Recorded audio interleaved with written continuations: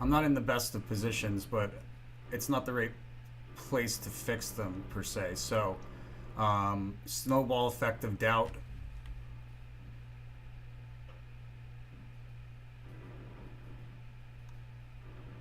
All right, so I bought some. I bought a 406 put, um, just in case because it looks like me on the month. This is what I see happening. All right, I had to recalibrate a little bit here, but what I see happening is we've got a low at the end of the day, possibly into tomorrow morning, but from wherever we start off tomorrow, there's a pop higher.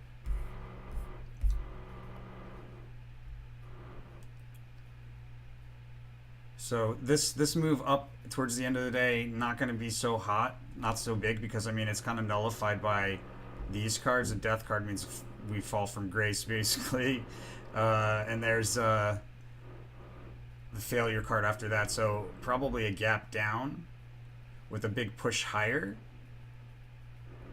and that push higher is going to be an opportunity to sell into. So I'll likely do that tomorrow. I'm holding my calls that expire. So I've got 451 calls. Might as well hold on to them now. They're really not valuable. 451 calls that expire on the 18th. 446 calls that expire on the 18th. Yeah, so I'm not looking to hold those like they're gonna expire in the money. I'm looking to get out of them at a good opportunity, and I don't want to get like whipsawed. I already got whipsawed twice. So what I did is I see it going down further. So I bought some cheap out of the money puts. I bought 420 puts, cheap out of the money puts. There's not a lot of risk on the table, but if we do have a big move, I'm not going to miss out on it. I don't have a lot in as far as on the long side, so you know it's acceptable to me. If we have a big drop, then the gains will likely counterbalance out the loss from the call. But there's going to be a better opportunity. I think there's a better opportunity here to sell both puts and calls. So I'm staying put right now. I've got both sides of the market, right? And I'm going to start to play the volatility. If we have a gap down tomorrow, I sell the puts. If we don't have a gap down, we move higher, then I sell the calls, right? And hold on to I'll hold on to the puts because there's a big move coming. Is my point. I want to make sure I catch that big move, whether it's like today or the day after. Why do I say there's a big move coming? Okay, so one thing, we've got the failure card. I have some reverse clairvoyant anchors that are indicating something going on over here. And on the dailies, unicursal hexagram at the high tomorrow. And then we have a unicursal hexagram again in the midst of like what looks like a really bloody day. We have Good Friday, so the market's closed on Friday, but we go over to Monday, another unicursal hexagram.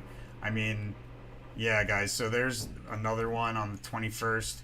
There's definitely a decline coming in there. I was trying to be fancy here. A lot of times I'm pretty good with it. I think probably what happened is I did yesterday, today, and the next 2 days readings, the interpretations all in a foul mood. I should know better. So you know, I mean, that's that. The good news is it was only this week, and hopefully it doesn't continue into tomorrow. But these four readings these four daily readings were done in the same reading. It's about energy, guys. It's about what you put out there, you get back. Like I said, it's not so much that we're seeing the future as we're creating it.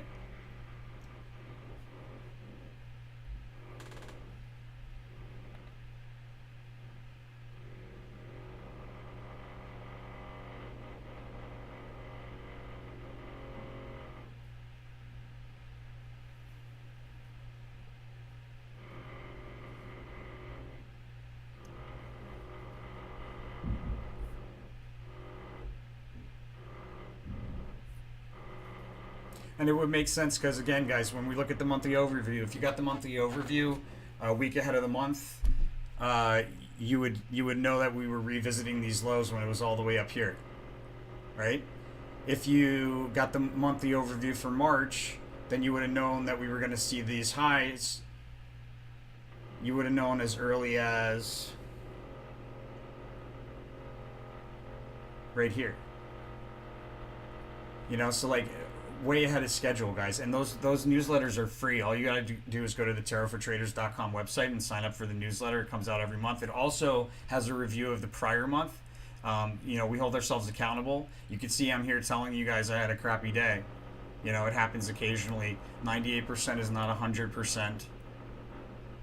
You know, but show me an analyst who's got anywhere near. Show me an analyst who's got 60%. And are they predicting by the hour? Give me a break. They don't even think it's possible.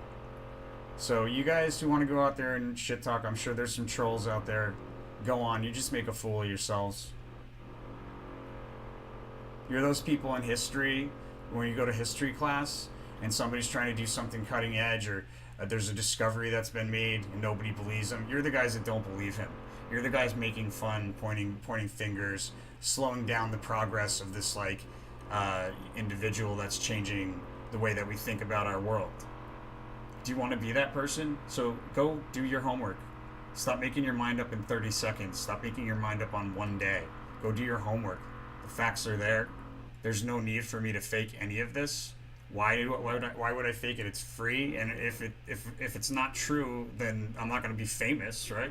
So what would be the point of this? Exactly. There wouldn't be a point. People have better things to do. So, but with that said, guys,